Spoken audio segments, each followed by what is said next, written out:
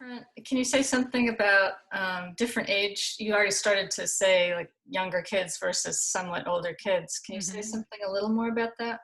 Yeah, you can kind of think, I mean, it's age and also sometimes just attention span or interest. You know, there are some kids who are going to really want to get into the nitty-gritty of things, who are going to want to actually think about the science. With them, you can do things like talk about the context that they find something. So, you know, not just, oh, look, it's a plant, but oh, look, it's a plant, and what kind of an environment is it in? You know, what's the ground like that it's on? Is it in the shade? Is it in the sun? What kinds of animals are visiting that plant. So really trying to put it into a bigger context and starting to ask them more questions about why they think things are the way that they are. Um, but other kids may sort of have a shorter attention span, and doing something just like a scavenger hunt with them is a great thing. You know, let's see if we can find three invertebrates, you know, or you can three birds, three whatever it is, and just get them in that hunting mode. You know, that's sort of like, what can we find? So it's really nice because it's an activity that you can adapt in a lot of different ways to a lot of different kinds of people and learners and different attention spans. What do you have anything to say about whether an adult who's taking a child out should be keeping their own notebook at the same time, or does that possibly put pressure on the child to perform, at an adult level? What's your thought about that? I think it's a great idea to both do it, to sort of model the behavior. You know, sort of obviously, if you're interested in it, it's maybe an interesting activity. So if you're taking the time to really look closely at something and draw it, the one thing I try not to do as a teacher is to draw things for people, for kids or adults, as much as possible. I might sort of explain how to do something little, some little aspect of a drawing, but I try not to actually. I've made this mistake in the past with drawing with kids. Is they're having so much trouble capturing a shape that I just want to draw it for them and have them copy my shape. But I don't recommend. So if you can draw something different from what they're drawing, or draw it from a different angle, it's not that they're not going to learn from watching you, but you don't want them to copy you. You want them to actually look at the thing itself and draw it and try to work it out for themselves a little bit. So, but that again, that sort of air drawing idea, that tracing is a really good tool. And that brings into play this idea that kids have different individual personalities and different learning styles, and that kinetic connection, or maybe there's some other sensory element that is going to work more for one kid, or even more for one adult than another. Definitely. Yeah, for adults as well. Definitely. Another thing that can be useful, besides the tracing in the air, is to have you drawing something, especially if they're particularly reluctant about drawing. You draw it and tell them to correct you.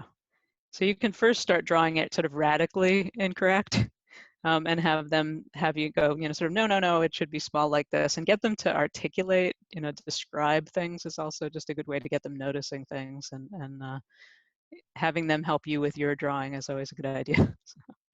And what about, okay, this is an issue that you might have when you teach adult classes, or when you're in this program or in other classes.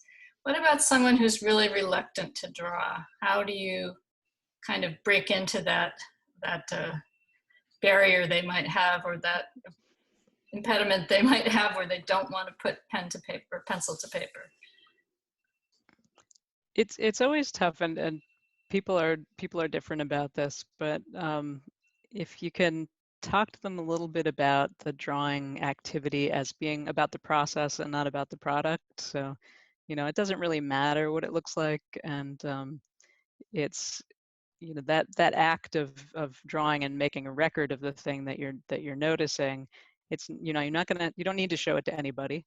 You don't need to hang it on a wall. You can just have that as a little record, and when you look back at it, even if you're not satisfied with the drawing, it's going to bring you back to that time. It's going to sort of spark other memories. And also, just getting your pencil down on the paper gives you an opportunity to improve if that's what you're interested in.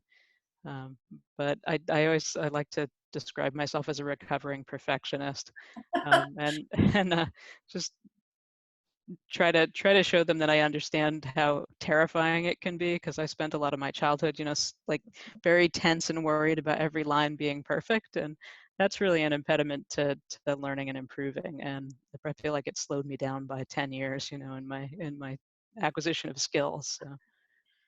Mm. Mm. And why do you have us use only regular, well, HB and 2B pencils when we go out in this program? Obviously, you want to use what you have handy if you're just going out from home, but is there another reason to keep things simple in terms of your materials? It's a good question. I think it's helpful to keep color out of the equation, because color can be kind of all absorbing, and you can get into the idea of coloring things in instead of really paying attention to the shapes of things. And the shapes of things, focusing on that helps you to generate questions about what you're looking at. Um, I always like to sort of make the confession that I'm not a kind of a formal nature journaling person. There are people who keep incredible formal nature journals where they do it regularly. They always write their date and time and weather and a location, all those things. But I have sketchbooks that I integrate observational drawing, nature journaling pages, and imaginative drawing, and I just kind of throw it all together in a jumble. And sometimes I'm doing more of one, and sometimes more of another. So it doesn't need to be kind of a daunting formal process. It's if that's the kind of thing you really enjoy doing, that's great. And there's some wonderful examples out there. So the pages that I shared are a couple of sort of slightly more formal nature journaling pages. There's one that's just a study of birds, a bunch of different studies of birds. So sometimes I'll just watch a bird and just do very quick sketches of it. And I'm sort of watching the behavior, and I'm trying to get the shapes down and the action down, but I'm not trying to take lots of notes or be super detailed. So there are different approaches on different days, really. Mm-hmm. The other drawing I think is just this is a couple of examples of drawing, not in my backyard, but in somebody else's backyard. And there are just any space that you are, there are interesting things to look at. So, Yeah, I mean, even the little wells that trees go in on the sidewalk can have an amazing number, of insect life. It's a it's true. healthy soil and all that. Yes, Yeah. And community gardens, that's a that's great. another place to visit. I don't know actually if they're technically open in Cambridge right now, but even if you stood outside the community garden, you would probably see some more birds and invertebrate life than well, certainly It's completely true. paved over area. Yeah, even just walking down, in your neighborhood street and seeing what's just even at the edges of people's yards. Obviously, you don't want to go traipsing around, but there's just so much right there. Yeah. Yes, you can see these are just a couple of this is about as formal as I go with nature journaling pages, but you can see some sort of writing the location, the date, the weather on the one on the left. And I really like to bring in other senses. So I particularly like to bring in, because I'm a birder, bird calls that I hear in the background. So the one on the left uh, talks about the towhee that's calling. The one on the right, there were wood thrushes singing, and that's sort of one of our favorite places on the Cape, this little pond. Um, and No I'll name. just go, yeah, no name pond. I think it has a name, but I can never seem to be able to remember what it is. But it's this little pond that's hidden away. And so just having that record of that place, being at that place is really, it's a nice thing to look back at. And you can see on the one on the left where I was drawing the lichens, you can see the different, I made some notes about the color. Since I'm only working in pencil, I like to sort of write down what the colors are sometimes. So, and these are just some bird studies. So the group of 5 herons on the right-hand side, those are all done at the same time. Just observing a great blue heron at Mount Auburn Cemetery, and just watching its behavior as it's hunting in the pond. And then the others were done at different times, but just some quick sketches of birds without a lot of detail, but just trying to get shapes and character a little bit. And I really wish I had a better picture of this. It's a bit blurry, but that's kind of a fun idea. It's a sketchbook round robin, and the idea is it's a group that I'm involved with.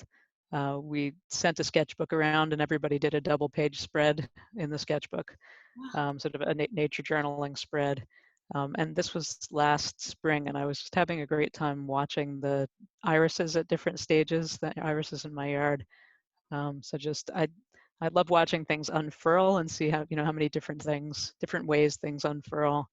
They make such interesting shapes, and even when they start to dry up, I think flowers and seed pods and things do interesting things. So that was fun to do. That was So, really interesting. It's really nice to get a peek into people's books. so Thank you so much for chatting with me about what nature journaling is all about. I think not very many people have tried it, and maybe the term is something that's daunting in and of itself, and we should just possibly stop calling it that.